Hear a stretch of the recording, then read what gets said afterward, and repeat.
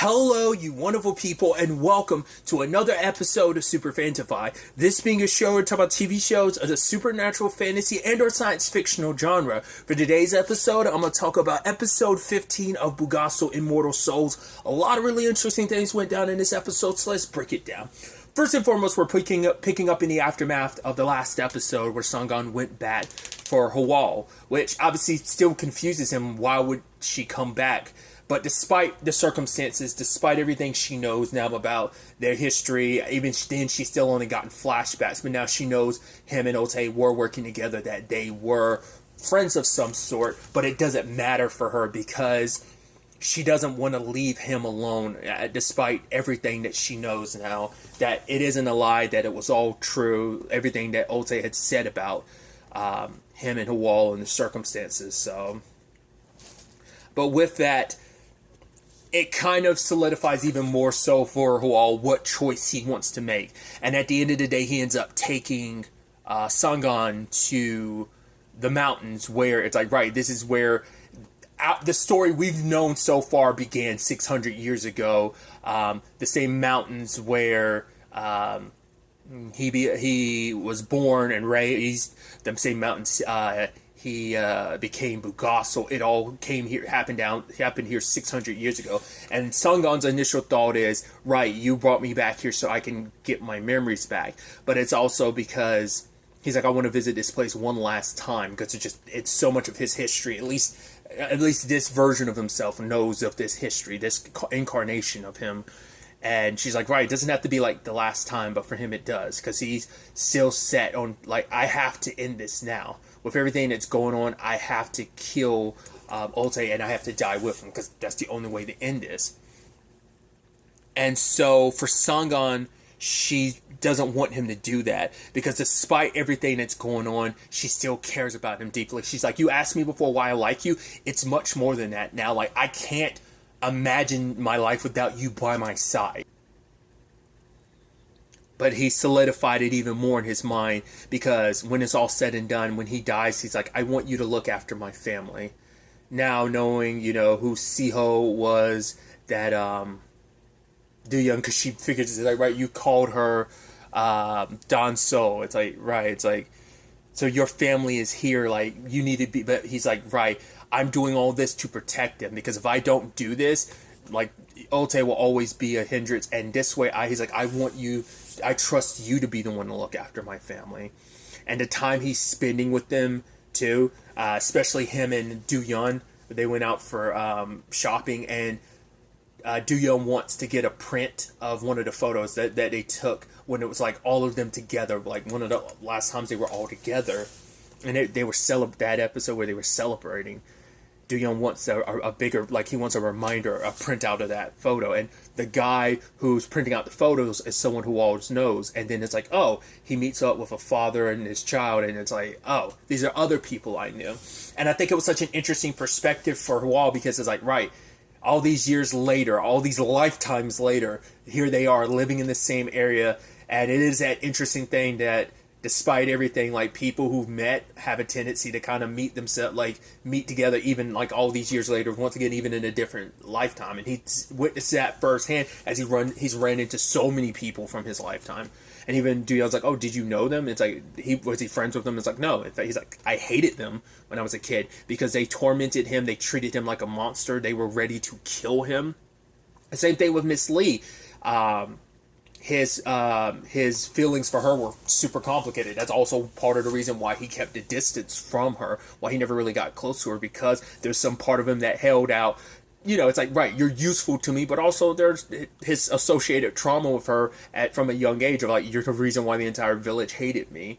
But now with the knowledge of everything, he's like, right, essentially he looks at them as, like, victims of this whole thing. Like, yeah, they might have wanted me dead, but they were just victims of my curse too. Like, so much suffering came their way because of my curse, and now he knows he's the reason why he was cursed. He asked for it. So everything that befell his family befell the people around him, that, like, even those villagers, it's like all that pain that I was like, oh, I'm so mad at them, I hate them for what they put me through, but I'm the one that brought that upon me, and them too. So it changes. It's given him a different perspective on them because, right, they were just lashing out because they were just sucked up into this whole curse thing too, and it brought pain and suffering to them as well. So it almost, not that it justifies it in any shape or form, but I think at least from Hawal's perspective, he's more understanding of it. And I'm curious what that means for his biological dad. It's like, right, seeing that the turmoil his biological dad's in now. It's like, if I'd never asked to be cursed,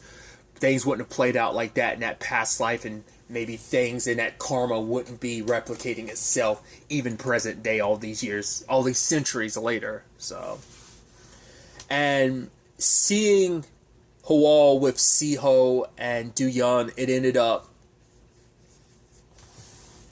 making Sangan think long and hard about what he has said, leaving his family in her care. And in actuality, Sangan decided, like, no, I'm not going to do that. I will kill myself right here and now, and you'll have no choice but to make me Bulgasal again if you want to save my life. But he doesn't want to do that. Because he's like, the fact is, you are important to me too. He's like, despite our circumstances, you've always been on my mind. You've been the single thought in my life, whether it's been, when you died protecting me when I was a little kid, to you killing my family and me hunting you for 600 years, without someone to hate or resent like that. You were all I had on my mind for 600 years. You say like, hey, I'm like half. I make up like half of you, and it's like, for me, it's more than that. It's different for me. You make up you're everything to me. You've been the core to who I have been for so long that if you're not around, I'm not complete, because it's not even half. You make up so much of me. So it is interesting, like, just how the phases in his mind is gone for who she's been into his entire life, from how he met her as a little boy to learning that she was Bulgasal. And the fact is that she killed his family. At least he believed so, and he hunted her down for so long. And now it's like their circumstances being what they are now, and they basically kind of fallen in love with each other. And so it's quite the complicated love story to some extent, and it seems like maybe even, once again, maybe it goes even further that 1,000 years ago it was a love story as well too. So, but at the end of the day, he won't let her die because he needs her here too. And obviously Siho and Duyan were not too happy about learning, like, right, you were both trying to decide which one of you was going to die. It's like, no, how about neither one of you die? Like, did you learn nothing from Miss Lee dying? It's like, no, we need to stick together. You both just please find a different way. Like, it doesn't have to be this way. And at the same time, this is all happening. Quan is kind of, he's drowning in the new information that he got from Ote, that the one responsible for his sister's death was Hawal. So what does he do with that? He avoids Hawal's call, and so for him, at the very least, he can take all this anger. He wants to deal with Hawal, but he feels like, no, I gotta deal with Ote first. It makes you wonder, was his plan always to get, like, Hawal and Ote in the same place? Because I don't know if he had really thought it through. I don't think he was thinking straight, but he went to Captain Hammond and was like, right, I need you to tell me where Ote is. But Hammond's like, yes, I'm working with him because I'll be able to get promoted, but also, if I don't work with him, he'll kill me anyway. And I need to do this for my family's sake, to protect them. And I think for Detective Quan can kind of get behind that, but it's also like, the crappy stuff you did led to Miss Lee getting killed. But ultimately, Ham comes to him and is like, right, the mayor disappeared, and he was someone that worked closely with Ote, but something went wrong. So, how do I can't guarantee that I'm going to survive. So, if you can get rid of Ote, it all works out. There was a line of dialogue I thought was interesting from Detective Quan, between Detective Quan and Hawal, where Hawal was like, yeah, it's probably a trap. He's like, no, Captain Ham wants him out of it. And even Hawal, because Hawal doesn't get into it too much, but he knows Ham and Quan's history from previous life of, right, this is the same guy that killed you because you were trying to defend me. You always defended me, and he ended up killing you. It's like, this guy will betray you. So whether it was a full-blown trap, Ote was kind of waiting for them anyway, but it's hard to say whether Detective Ham helped in that or not. So hard to say whether what Hoal said was true or not. But you could tell the entire time, Siho was saying like, right, what I'm going to do is I'm going to have this baby, and the fact is that Sangan, you're going to have to be around. Since I don't have a mom, you're going to have to fill that role of helping and support me. And Dooyeon's like, right. And you told me I should go back to school, right? Well, I'm going to need, we need to all, you said I can live here. We can all live here together. So you need to be around. And he's like, all right, we get it. We will find another way so that no one dies. Obviously, Detective Kwan, he's sitting at the table kind of mixed feelings, because it's like, right, he sees that they're all here, and maybe if Miss Lee was here too, maybe that would have nudged things in a more positive direction. But all he had is very similar to Wall. All Wall had for 600 years was his visions of revenge. And for Kwan, it's like for the past, what was it, 50, what was it, it was like 50-ish years, yeah, that's all he's been dreaming about, is getting revenge for his sister. So it's understandable why he wouldn't be able to shake it. Once it is, it's forever cycle of revenge that they find themselves in. So they make the promise that not just Hoal and Sangan, but even Detective Kwan's like, I'll come back, even though he knows he has every intention of killing Hoal. And Dooyeon giving him that picture, it probably just it makes it a little harder. And even Siho being like, right, I'm gonna dye your beard when you get back because you look like an old man. Dye your hair and your beard. And he's like, right, stop nagging me. It's like he still doesn't know what part he plays in all of their lives as well. And you can tell even back then he was still conflicted. So, and there was also this sweet moment between Sangan and Hoal where it's like, he's like, when this is all said and done, and Ote, we won't kill him, we'll just lock him up forever in the well. We'll go back to what he was going to do to Sangan, that he wants to be human again, and he wants to live out his life just as a human and die before his son does. Just like be fully with his family again. And obviously, that would mean she'd have to become Bulgasal again, but she's okay with it because she's like, right, our roles going back to what they were before.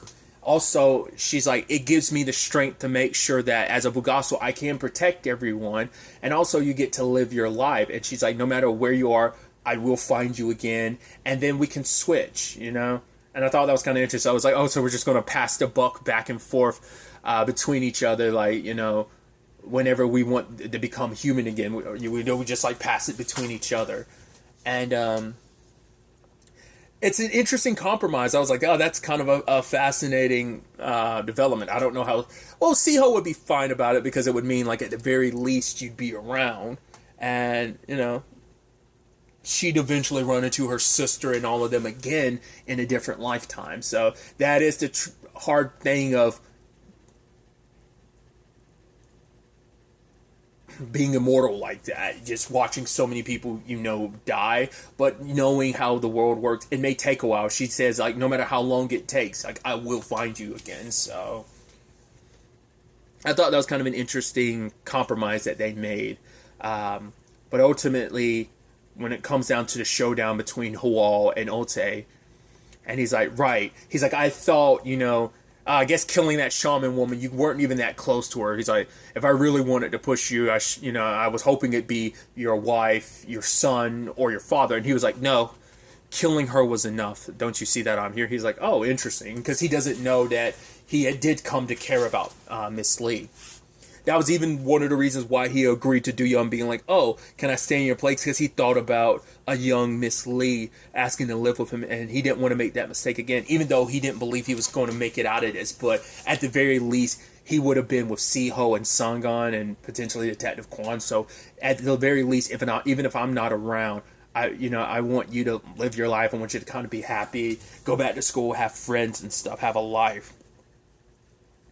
And so he does something I think it was him being sincere while also dropping Ote's guard, is apologizing to him. He's like, you were right. You told the truth. I'm the one who dragged you into all of this. It is my fault. My need for revenge is what led you into such a painful situation. Because unlike me and Sangan, like she's lived generations as a human, which has come with its complications, because that was even a thing for Sangon too, is right, I've kind of, suffering as a Bulgasal is like, to be fair, I've had my suffering moments throughout human lives across different incarnations as well, so it's not like my human life has always been great. But he apologizes that, like, I'm the reason why this all, and you've had to hold on to this, because unlike them, he's been a Bulgasal for over 1,000 years, and his condition being what it is, that he has this hole in his heart that's constantly healing and not healing. So his pain has been a little different from the others. He's been in pain and in his own right, and it's like, right, I'm the one who set this all in motion. I asked you to make me a Bulgasal. I blamed you for everything, when in actuality, all the pain, this all comes back to me. My need for revenge is what's caused pain and suffering in so many lives over this millennia, I thought that was interesting, and even Otai's almost like, right, you're sorry? And I was like, because he was like, well, you think that's going to, like, make me change my mind? He's like, no, but I needed to say this. Like I said, I believe there's sincerity in that, but also he needed to get Otay off his guard, and the two tussle. But regardless of that, despite him he, I think, has mainly recovered from their last tussle, and he does drink human blood, so he's in a much stronger state than Hawal, because Hawal still had just recovered, his eyes and everything over a slow healing process. So a lot of stabbing back and forth, because the whole point was weaken him enough so that when he comes, if he potentially leaves the room, Quan can shoot him, and then Sangon can poison him, and then he'll be in such a weakened state they can toss him in a well. But then he bites a wall, and I'm like, what is that going to do for you? Because it comes up from time to time. Yes, this isn't a vampire situation, but it's close enough to a vampire situation. Like, you don't get anything from that. Like, I don't know what would be the benefits. There is no benefits from doing that. The whole drinking from each other. So that's why I was like, why are you, what benefits would you get from that? But I guess even a Bulgasal's blood holds its own vitality, so he benefits from it later on, because all his wounds start healing faster because he drank Hual's blood. So I just thought that was interesting. And obviously for him, it's like, right, I'm going to end this. Once again, you made all these apologies to me, but in the end, you still chose her. Because we still haven't gotten the context of how and why him and Hual bonded 1,000 years ago. Why he decided to side with him. But we know that you could tell it's a literal and metaphorical thing of like, right, I left a hole in I left a hole in you that I couldn't fill. Because everything Altay's done has been for his sake. And it's like, you are, just like the dynamic is between Sangon and him, like he feels that too. Like it's how he feels, how Wall feels about Sangon is probably exactly how Altay feels about him, of like, yes, you're kind of my everything. I sacrificed so much for you, and you were ungrateful for me for so long. You blamed me, you hated me, but I did what you asked me to. Because I love you and I care about you, and you're very important to me, and but it was never enough to fill that hole inside him, once again, metaphorically and literally. And so it's like, fine, I'm done, I'm gonna end this, I'm gonna find Sangon, and I'm gonna kill her right in front of you for choosing her side. And when the time came, you were hoping, like, maybe Detective Quan's gonna change his mind. He kind of went 95% of the way there, the way he was popping on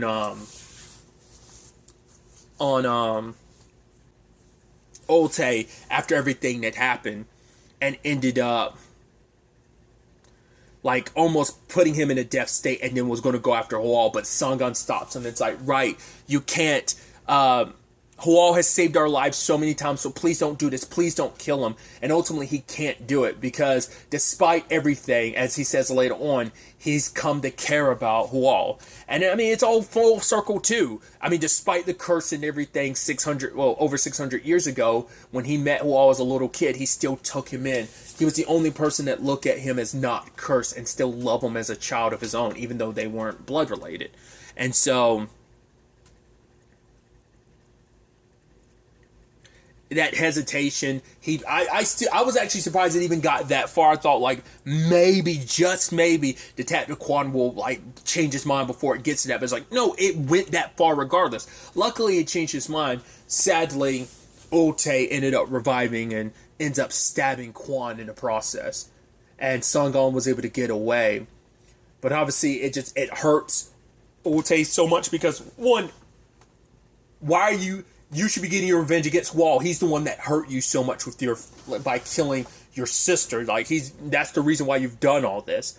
And he ends up getting to Hual, tossing him in the well. But despite that, Quan crawls towards him, blade in hand. And Ote apologizes to him and is like, it sucks that you have to be in the middle of this. 1,000 years ago, 600 years ago, and yet here we are again. You're still in the middle of it. He's like, I'm trying to thank you. He's like, well, for bringing Hual and Sangon here. But once again, Quan has no idea that in a previous life, he was not only Hual's dad, an adoptive dad for Hual, he was also Ote's dad from a blood perspective, because even Hual and Sangon don't know that.